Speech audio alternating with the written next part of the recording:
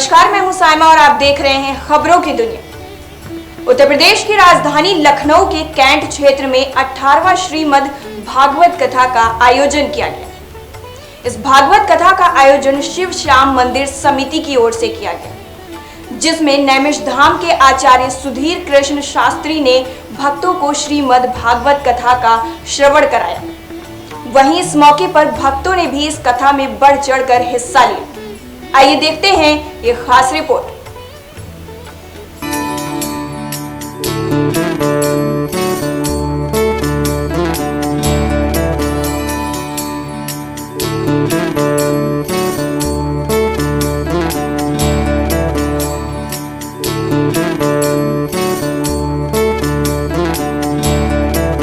उत्तर प्रदेश की राजधानी लखनऊ में भक्त और भगवान के बीच अनोखा संगम देखने को मिला।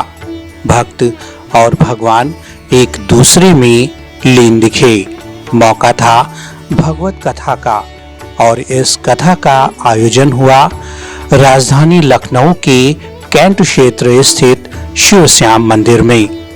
मुख्य यजमान के रूप में प्रमेश मित्तल और स्मिता मित्तल ने इस भव्य कार्यक्रम का आयोजन कराया।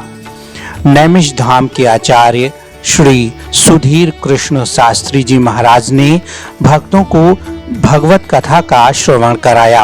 हमारा छोटा सा बिंदु जुड़ जाता है ना, तो फिर हमारी गिनती नहीं होती है।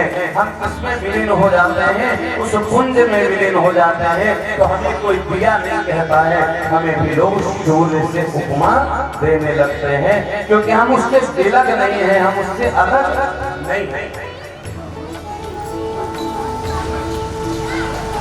आध्यात्मिक जो तत्व है वो सिर्फ और सिर्फ आपके जीवन को परमात्मा के सन्निकट ले जाने के लिए है। अब आप कहोगे कि परमात्मा के सन्निकट जाके भी हम क्या करेंगे? सहज मानव का निर्माण परमात्मा के मार्ग में बिना जाए हो नहीं सकता। जो भगवत सत्ता को नहीं मानता है ना, वो कौन होता है? नास्तिक होता है। और नास्तिक जो होता है उसको दुनिया में क्या हो रहा है इससे फर्क नहीं पड़ता, क्योंकि वो धर्म को मानता ही नहीं। और जब धर्म को नहीं मानता है तो वह यह भी नहीं मानता है कि गऊ को घास देने से मेरा कल्याण हो जाएगा। वह यह भी नहीं मानता है कि माता पिता की कृपा करुणा सेवा के द्वारा हमारा शरीर पुष्ट हुआ है। वो कहता है तो सतत चलने वाली प्रक्रिया है, ये तो उनका दायित्व है पालन पोषण करना। लेकिन हमारा अध्यात्म कहता है, हमारा शास्त्र कहता है, हमारा पुराण कहता है कि इस सतत चलने वाली प्रक्रिया में जो व्यक्ति अध्यात्म से जुड़ जाता है उसको सिर्फ आप क्या करते हो इस कर्म बोध के अलावा अपने दायित्व का बोध भी रहा करता है। आजकल लोगों में बड़ी प्रवृत्ति चली जा रही है। ऐसी प्रवृत्ति, आपको ये करना चाहिए, आपको ये करना चाहिए, आपको ये करना चाहिए, आपको ये करना चाहिए, लेकिन हमें क्या करना चाहिए? उसका दूर दूर तक कोई लेना देना नहीं।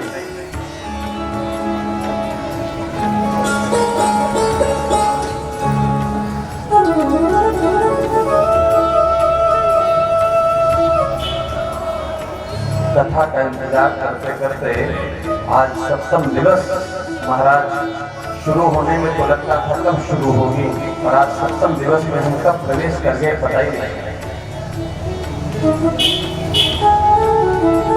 अच्छा, आप एक बात बताओ, वास्तविक सुख है कि नहीं है?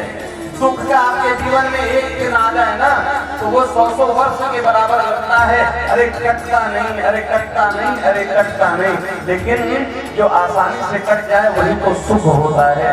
तो इस कथा रूपी गंगा में, गंगा दो प्रकार की है पता है। एक गंगा कलकल निनाद करती हुई जो गोमुख से निकलती है और गंगा सागर में विलीन हो जाती है, और एक कथा रूपी गंगा जो शुद्ध के मुख से निकलती है। अच्छा, उस गंगा के भी कई घाट हैं। कोई देवप्रयाग का घाट है, कोई हरिद्वार का घाट है, कोई कानपुर का घाट है, कोई बनारस का घाट है, कोई प्रयागराज का घाट है। वैसे इस कथा के भी कई घाट हैं। कोई गोकर्ण का घाट है, कोई सुखदेव का घाट है, कोई सूत का घाट है। और दोनों क्या करती हैं? दोनों मानव के परम कल्याण के लिए कृत संकल्पित है, करण तारण करती है। एक क्या करती है? मल निर्मोचनम पुंसाम जल स्नानम दिने दिने शकृत गीताम भस्सानम संसार मदनासनम। गंगा में जब हम यमुना गंगा में डुबकी लगाते हैं तो क्या होता है? तन का मैल हमारा धुल जाता है, किए गए सत्कर्म के पाप धुल जाते हैं। लेकिन जब हम भगवत चर्चा में आते हैं तो कौन सा मन धुलता है? मैल, मन का मैल धुल जाता है। और जब मन का मैल भूल जाए तो भगवान की सच्ची कृपा प्राप्त। कल आप सब कथा श्रवण कर रहे थे, दुखी होकर के रुक्मिणी ने एक पत्र लिखा भगवान श्री कृष्ण को, और भगवान ने क्या किया? उसको अपना लिया। अगर हम कोई पत्र लिख करके भगवान को डालें तो क्या वो मेरी नहीं सुनेगा? बात इसलिए है कि जितना भरोसा हम संसार में कर रहे हैं उतना संसाराधिपति अर्थात परमात्मा पर कर नहीं पा रहे। उतने विश्वास के साथ अगर परमात्मा पर आप भरोसा कर लो ना, परमात्मा आपसे कहीं दूर नहीं है। अच्छा, परमात्मा तर्क की कसौटी पे भी खड़ा नहीं उतरेगा, तर्क का स्थान ही नहीं है वहां। लेकिन अनुभव आप नित्य कर सकते हैं। परमात्मा का अनुभव आप नित्य कर सकते हैं।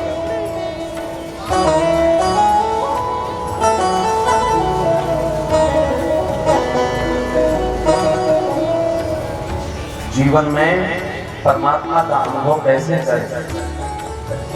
आप रास्ते में जा रहे हो, अचानक किसी व्यक्ति का एक्सीडेंट हो गया। अब वहां पर हजारों लोग खड़े हुए हैं, महाराज देख रहे हैं, और एक वहां आदमी जो एक्सीडेंट करके भाग गया, और वहीं पर दो व्यक्ति आते हैं और कहते हैं अरे अरे क्या हुआ, हटो हटो हटो, और उसको उठाते हैं, अपनी गाड़ी में बिठाते हैं, डॉक्टर के यहाँ लेके चले जाते हैं। वो कौन? कोई और नहीं है, वो साक्षात परमात्मा ही है, क्योंकि रक्षा करने वाला परमात्मा ही हो सकता है, दूसरा कोई नहीं हो सकता। अब चतुर्भुज नारायण स्वरूप में यदि चर्म चक्षुओं से हम देख नहीं सकते तो उसका अनुभव कब करें? जहाँ न मेरा कोई माता है, न कोई पिता है, न भाई है, न बंधु है, न हमारी कोई जान है, न कोई पहचान है, उसके बाद भी हमारी रक्षा के लिए डॉक्टर के पास कोई दे करके हमें जा रहा है, वो कौन है? वह परमात्मा ही अथवा परमात्मा के द्वारा प्रेरित। कितना दिव्य परमात्मा का स्वरूप है महाराज। एक बार उस मनमोहक स्वरूप का चिंतन दर्शन करते हुए हम सब लोग कथा के क्रम में आगे बढ़ेंगे। 7 दिनों तक चले इस कार्यक्रम में प्रतिदिन सुबह नवग्रहों की शांति के लिए यज्ञ का आयोजन भी किया गया, जिसमें बड़ी संख्या में भक्त शामिल हुए। वहीं इस पूरे कार्यक्रम को सफल बनाने में श्री राजेंद्र कुमार पांडे की भूमिका सराहनीय रही। इस दौरान नैमिष धाम के आचार्य सुधीर कृष्ण शास्त्री जी महाराज ने उस संवाददाता से खास बात भी की। वहीं भक्तों ने हमारी टीम के साथ अपने अनुभव साझा किए। श्रीमद् भागवत रूपी जो यह महा अनुष्ठान है, कहते हैं श्रीमद् भागवती वार्ता सुराणामपि दुर्लभा, ये मानव जीवन के लिए जो आज घोर संताप में मानव जी रहा है, विवेक क्षीण हो गया है, सिर्फ समाज में इतना व्यतिक्रम आ गया है जिसमें मर्यादा, सुरक्षा, अध्यात्म लोगों के जीवन से कटता जा रहा है, लोग उससे दूर होते जा रहे हैं। भौतिकता इतनी जीवन में प्रवेश कर गई है कि जीवन में जो तत्व जीवन के लिए उपयोगी है उससे दूर जाकर के हम भौतिकता में इतने फंस गए। तो श्रीमद् भागवत जी की जो कथा वार्ता है वो 7 दिन का एक नैष्ठिक अनुष्ठान है जिसमें हम समाज को किस प्रकार से धर्मभीरु बना सके, समाज को धर्मभीरु बना करके समाज में जो कुरीतियां व्याप्त हो गई हैं, समाज में जो दिग्भ्रमित हो रहे हैं आज के बच्चे, जिनके अंदर आपको देखने में आता होगा कई बार कि छोटे छोटे बच्चे उनके अंदर संस्कारों की कमी से व्यसन में वो लिप्त होते जा रहे हैं, नशा करने लग गए हैं, माता पिता का जो सम्मान था वह कहीं लुप्त सा होता जा रहा है। तो हम लोग श्रीमद् भागवत जी के माध्यम से समाज में आई हुई ये जो कुरीतियां हैं इनको दूर करने का प्रयास कर रहे हैं। 7 दिन तक जब हम सत्संग करते हैं तो विशेषता ध्यान देते हैं कि बच्चों को जो संस्कार प्रदान करने हैं तो उसके पहले माता पिता को उन संस्कारों के बारे में जानना और उसके लिए एक चिंतन बनाना।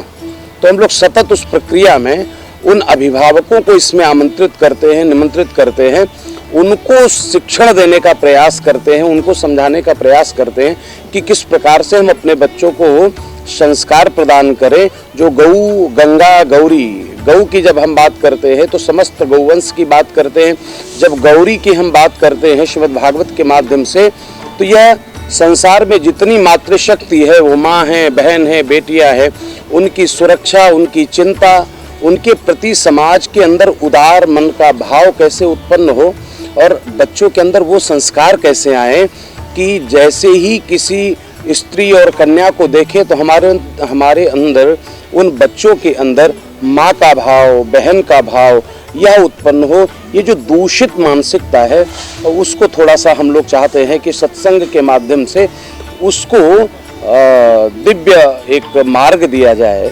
और उस मार्ग के माध्यम से समाज में थोड़ा शुचिता का निर्माण हो। श्रीमद् भागवत जी का मूल उद्देश्य तो यही है कि संस्कार युक्त जीवन। जी पंडित जी, बात करते हैं अगर संस्कारों की, तो जो हमारे हिंदू धर्म की संस्कृति है उसमें बच्चों को बचपन से ही ईश्वर के प्रति आस्था जगाई जाती है, संस्कार जगाए जाते हैं, टीवी चैनलों में देखते हैं, धार्मिक चैनलों में देखते हैं। लेकिन जब वही बच्चे हमारे हिंदू धर्म में बड़े हो जाते हैं तो वो इन्हीं संस्कारों से विगत हो जाते हैं, वो एकदम से इस धर्म से कट जाते हैं और चीज़ें एकदम से ट्रैक आउट हो जाती हैं। बड़ा दुर्लभ होगा, बड़ा दोषपूर्ण होगा कि हमें अपने ही संस्कारों के लिए, अपने धर्म के लिए इस तरीके के आयोजन और अनुष्ठान का आयोजन करना पड़ता है। हम हिंदुस्तान में, हम हिंदू राष्ट्र में रह रहे हैं। नहीं, ये आपकी बात बिल्कुल ठीक है। आपका ये प्रश्न इतना सारगर्भित है तो एक रिपोर्टर से मुझे ऐसी आकांक्षा नहीं है, क्योंकि मैं देखता हूँ कि रिपोर्टर किस तरह की हल्की बातें करते हैं। लेकिन आपका प्रश्न बड़ा गंभीर है, मुझे बड़ा अच्छा लगा कि आप इतना नैष्ठिक रूप से हिंदू संस्कार, सनातन परंपरा के बारे में जानते हैं। मैं आपको एक बात बताऊं, ये श्रीमद् भागवत जी की जो कथा है ये अनवरत चलने वाली सतत प्रक्रिया है। ये कोई ऐसा नहीं है कि सिर्फ उन संस्कारों को प्रदान करने के लिए ये कथा आयोजित की जा रही है। कथा आयोजित होती है तो उसमें संस्कारों का समायोजन तो उसका विषय ही है।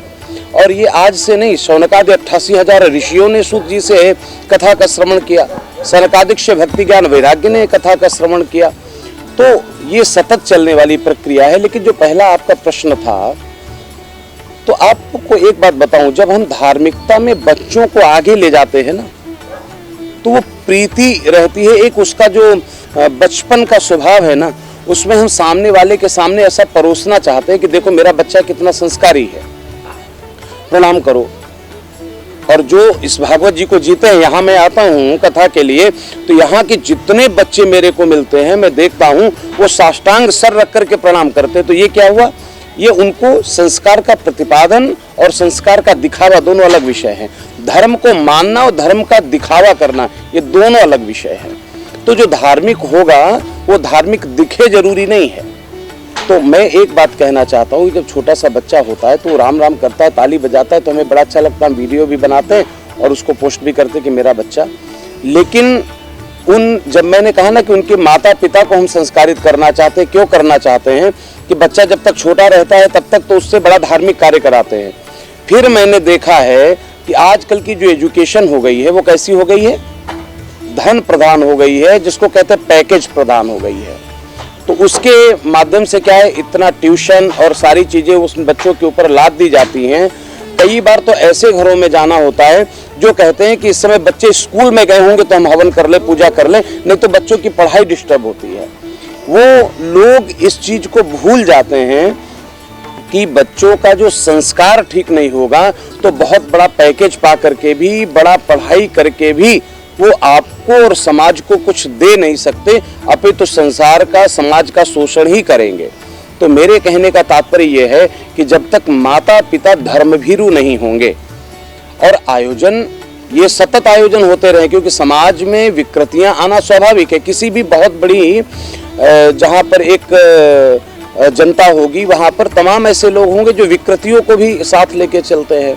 अब उस विकृति को संस्कृति में अगर परिवर्तित करना है तो इस प्रकार के आयोजन करना और करते ही रहना, और हमारे समाज में ऐसे आयोजनों की बहुत महती आवश्यकता है कि जो लोग बहुत बाहर से आए हैं, संस्कृति और सभ्यता को नहीं समझ पा रहे हैं, हमारे बच्चे क्या है कहीं बाहर चले गए, विदेश चले गए, आज 12 वर्ष का बच्चा गया और 24 वर्ष का होकर के वापस आ रहा है, तो उसको बताने के लिए तो हमको इन सब चीजों की आवश्यकता है।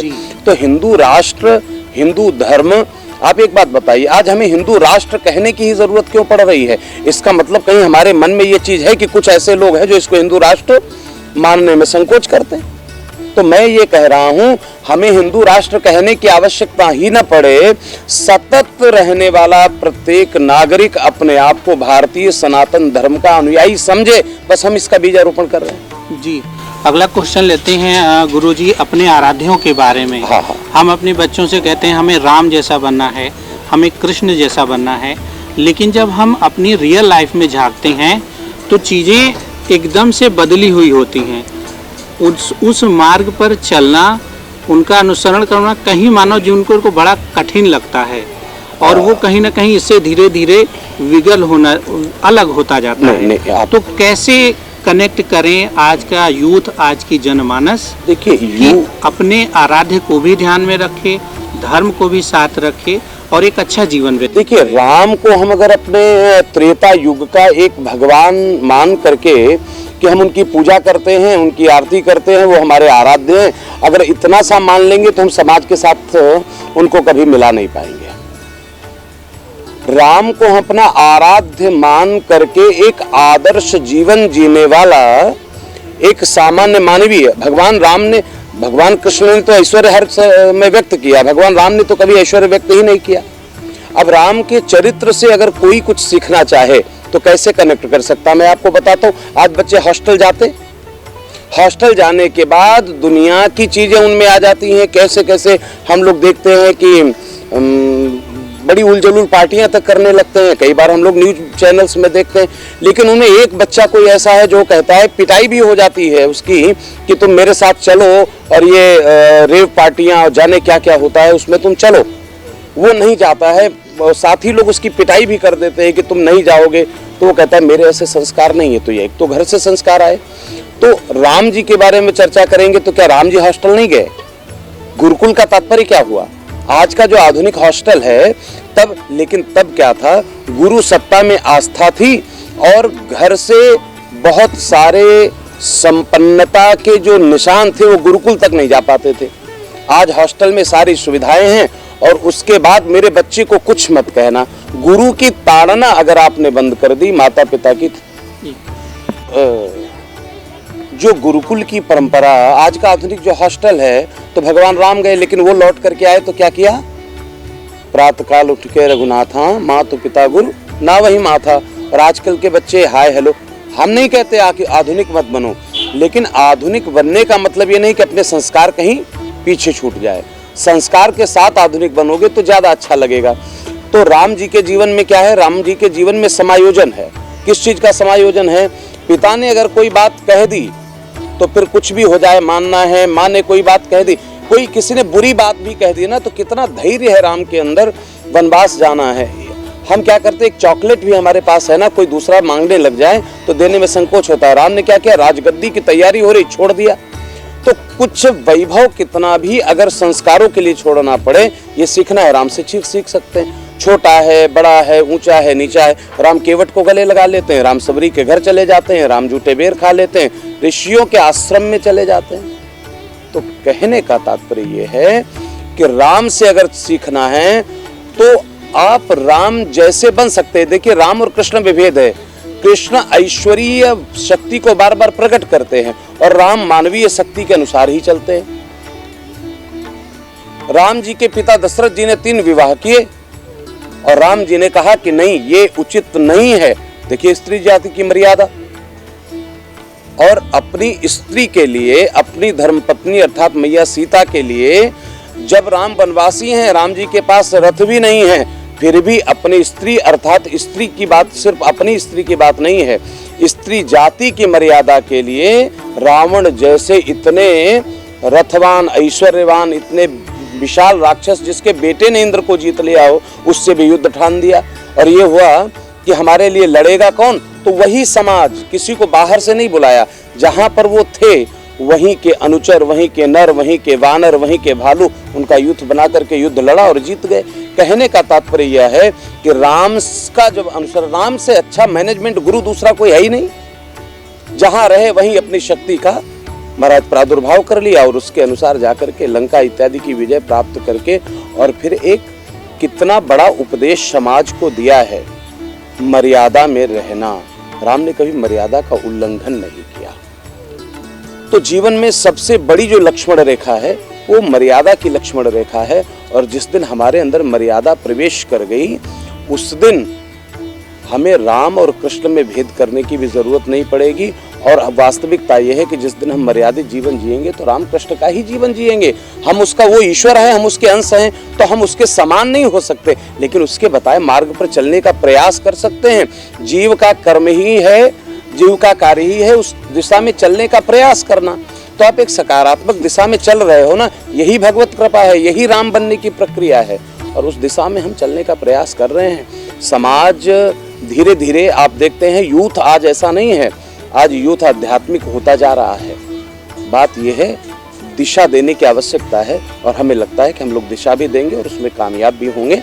और सकारात्मक रूप से माता पिता, गुरु की जो भूमिका है वो नैष्ठिक रूप से बच्चों को सिर्फ धनाश्रय के लिए नहीं होना चाहिए, समाज के लिए हम क्या दे सकते हैं इसके लिए भी बहुत बहुत हमें कुछ करने की ज़रूरत है। हम लोग उसी में प्रयासरत हैं। जी, और अंत में आप हमारे चैनल के माध्यम से क्या कोई संदेश देना चाहेंगे? सिर्फ एक ही बात, जीवन में अगर सफल होना है तो वर्तमान परिस्थितियों में ही अपने उत्थान का मार्ग प्रशस्त करो। अगर ये परिस्थिति नहीं है, वो परिस्थिति नहीं है, परिस्थिति के दास बन करके कुछ नया करने की जो आपके अंदर ऊर्जा है उसको दबा के बैठे रहेंगे तो आप उत्थान को प्राप्त नहीं करेंगे। कोई भी जीव जिसको उत्थान की प्राप्ति करना है तो वर्तमान के साधन का उपयोग करके अपने ऐश्वर्य, अपने शक्ति के साथ पूर्ण ऊर्जा से लग जाए। आज असफल व्यक्ति क्यों होता है? वो 99 पर पहुंचने के बाद वापस हो जाता है और वापस आने में भी उतनी ही शक्ति लगती है। हम एक के लिए अगर दोबारा से ऊर्जा लगाए तो हम 100 पा सकते हैं। कहने का तात्पर्य है कि हम जिस लड़ाई को, अर्थात चाहे शिक्षा के क्षेत्र में हो, चाहे सेवा के क्षेत्र में हो, जिसको भी प्रारंभ करें उसको पूर्णता की तरफ ले जाने के लिए सतत प्रयत्नशील रहें। आपको कभी असफलता नहीं मिलेगी। आपके चैनल को मेरी तरफ से बहुत बहुत बधाइयाँ, बहुत बहुत शुभकामनाएं।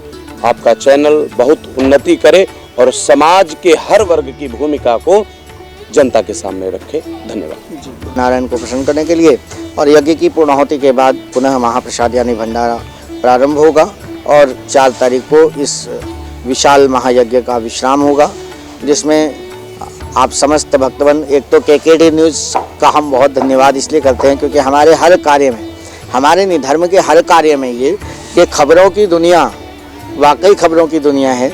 इन्होंने शॉर्ट नेम केकेडी आपने ज़रूर रख दी है इसका, लेकिन ये खबरों की दुनिया है। तो इसका नाम जिस प्रकार है कि खबरों की दुनिया, तो सच में ये खबरों की दुनिया है और छोटे से बड़े हर खबर को आप दिखलाते हैं, ये बहुत बड़ी बात है। हमने आज कई वर्ष से यह देख रहे हैं कि आपका ये न्यूज़ धर्म के प्रति, समाज के प्रति, देश के प्रति, राज्य के प्रति जागरूक है और ऐसा चैनल देखने को मिले, यही हम सबकी अपेक्षा होती है कि चैनल जो भी हो जागरूक हो। आपका कार्य ही जगाना, और आप अगर जगा रहे हैं समाज को, देश को और एक एक जनता को, तो ये बहुत बड़ी बात है। इसके लिए आप पूरे खबरों की दुनिया को, केकेडी न्यूज़ को हम बहुत बहुत धन्यवाद करते हैं। आप सबको धन्यवाद करते हैं और विशेषतः आप सबको, आप सब पर भगवान कृपा करे, हमारे लक्ष्मी नारायण भी कृपा करें, क्योंकि बिना लक्ष्मी के तो किसी का कार्य नहीं होता है ना।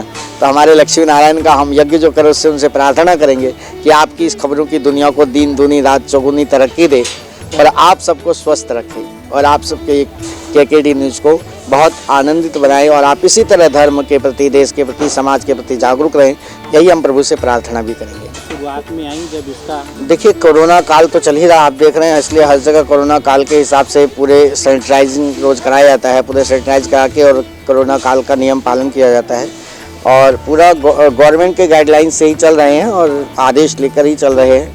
तो इसलिए विशेष कोई कठिनाई नहीं और ये सनातन धर्म है और ये भारतवर्ष है। आप जानते हैं भारतवर्ष में अगर आप धर्म की ओर, समाज की सेवा की ओर, निर्धन कन्या विवाह की ओर, किसी के पालन की ओर बढ़ेंगे तो यहाँ कोई कठिनाई नहीं आने वाला। और प्रभु कार्य में कठिनाई का कोई मतलब नहीं होता। आप प्रभु पर अपनी नैया छोड़ दें, वो ही खुद पार लगाते हैं। तो प्रभु कार्य में कठिनाई नहीं आती, बस हाँ संघर्ष तो जीवन का काम है जो करना पड़ता है। जैसे आप देखिए वहाँ से चलकर यहाँ तक आए, तो उसी तरह चलकर हमें भी जगह जगह जाना होता है, तब व्यवस्था पूरी होती है। मेरे नाम ज्योति रेड्डी है, मैं हैदराबाद की हूँ लेकिन मैं लखनऊ में रहती हूँ। हमारे आदरणीय गुरुजी राजेंद्र पंडित जी के चरणों में मैं रहती हूँ, तो इन्हीं की सेवा सानिध्य में मैं रहती हूँ। तो आप जो भी पूछना, भागवत में मैं आती हूँ लेकिन बहुत अच्छा लगता है, शुरुआत दिन से ही मैं सुन रही हूँ, मुझे भागवत भजन ये सब बहुत अच्छा लगता है जी। तो इस कथा के प्रति आपका जुड़ाव क्या बचपन से था, कैसे रहा? बचपन से हम लोग तो हैदराबाद के मैं थी, लेकिन वहाँ पे तो कुछ ऐसा नहीं है। यहाँ पे आने के बाद धर्म की तरफ, इधर इस तरफ ज़्यादा वो है कि मतलब इतना अच्छा मतलब भागवत यहाँ पे होता है। तो हैदराबाद में इस तरीके से के कार्यक्रम बहुत कम होते हैं, लेकिन यहाँ पे बहुत अच्छा मतलब कार्यक्रम ये हो रहा है। इतनी सुंदर व्यवस्था भी है, गुरुजी ने इतना अच्छा का व्यवस्था किया है।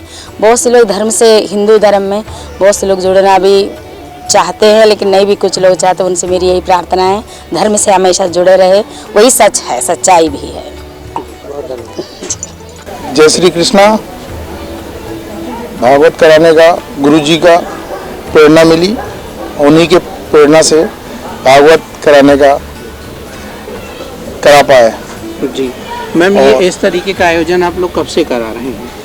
हम तो ये पहली बार ही करा रहे हैं। वैसे कीर्तन कराते हैं श्याम बाबा का साल में एक बार। अच्छा, तो क्या धर्म के प्रति या इस तरीके की बचपन से ही आस्था और श्रद्धा रही कि एक लेवल पे आके, एक चरण में आके जब आदमी संपन्न हो जाता है, जब चीज़ें हो जाती हैं, तब ये विचार जागा? नहीं, आस्था तो बहुत है, मेरी माँ को भी बहुत आस्था थी और हमारा तो 20 साल हो गया कम से कम बाबा खाटू श्याम जी खाटू जाते हुए।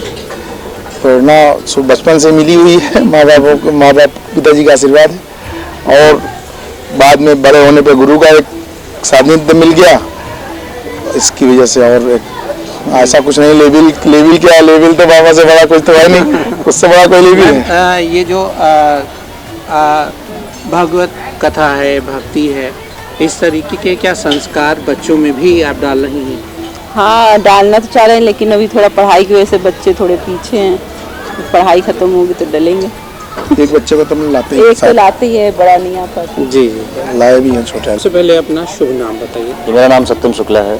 जी सत्यम जी, इस भगवत कथा से आप किस तरीके से जुड़े? आप यहाँ पर शायद वादन का कार्य करते हैं। मेरा वादन का कार्य है और गायन का भी कार्य करते हैं, तो कैसे जुड़ाव हुआ इस चीज़ से? जुड़ाव देखिए, जहाँ पे धर्म की बात होती है वहाँ पे तो ऐसे ही जुड़ना हमारा सौभाग्य है और हम गुरु जी के माध्यम से आदरणीय राजेंद्र पांडे जी के माध्यम से यहाँ पे आए और 2 साल से लगातार आ रहे हैं हम। और जहाँ पे वादन का कार्य और भजन का कार्य हमारा ही रहता है, ये कृपा है राधे रानी की। जी, भजनों से कहते हैं कि बहुत बड़ी सीख मिलती है जी। लेकिन उनको अगर हम अपने जीवन में आत्मसात कर लेते हैं तो जीवन सफल हो जाता है। तो आप खुद भजनों का गायन करते हैं जी। क्या कहेंगे इस बारे में, कितना आनंद महसूस होता है आपको? देखिए, सबसे पहले तो एक जो संगीत होता है अगर उसको सही से सुना जाए, सही से श्रवण किया जाए और उस पर ध्यान दिया जाए तो सबसे आसान तरीका है भगवान को पाने का संगीत। और भजन के माध्यम से भगवान बहुत जल्दी प्रसन्न होते हैं और यही एक समझ लीजिए माध्यम है, एक मार्ग है भगवान तक जाने का, जिससे हम लोग जुड़े रह सकते हैं भगवान से। भजन ही वो माध्यम है। इसीलिए जितने भी आप भक्तों को देखते होंगे सबसे ज़्यादा संकीर्तन पर विशेष ध्यान देते हैं। इसलिए संकीर्तन, भजन, गायन, संगीत उसी पे सब आधारित है। अच्छा, आजकल देखने को मिला है जो पहले फिल्मी गीत बनते हैं जी और उसी की धुन पर भजन बनते हैं जी जी तो तकरीबन सेम कंपेयर होता है, लेकिन कभी कभी ऐसा होता है कि जो फिल्मी गीत हैं वो बड़े वल्गर होते हैं हाँ। और उसी धुन पर भजन भी बनता है। तो कभी कुछ आपको ऐसा अटपटा लगा? क्योंकि बेसिकली होता ये है कि जो पहले आ गया वो मस्तिष्क में वही चलता है कि ये चीज़ यही है, लेकिन जब भजन की शक्ल में आता है तो वो चीज़ बदल जाती है। कभी आपको लगा कि यार ये बड़ा वल्गर गाना है, इस पे भजन गाना या बनाना ही गलत है, ऐसा नहीं होना चाहिए? हाँ, देखिए, कुछ गाने हैं जो उसी रूप में पहले से ज़्यादा उनका प्रचार हो चुका है, लोग सुन चुके हैं उस गाने को पहले से ही, तो समझते हैं तो ध्यान में, जैसे हमने मान लीजिए कोई भी भजन उस पर बना के गा दिया तो सबके दिमाग में वही गाना आता रहता है कि वो हाँ जो पहले हमने सुना था वो वाला वही गाना है। तो ऐसा नहीं होना चाहिए। जो कुछ गाने जिनकी धुन अच्छी है, जिनकी म्यूजिक अच्छी है, जिनका संगीत, देखिए संगीत तो सब कुछ है और संगीत जिनका अच्छा है, अगर उसका संगीत ही हमें लेना है संगीत ले सकते हैं, उसमें कोई दिक्कत नहीं है।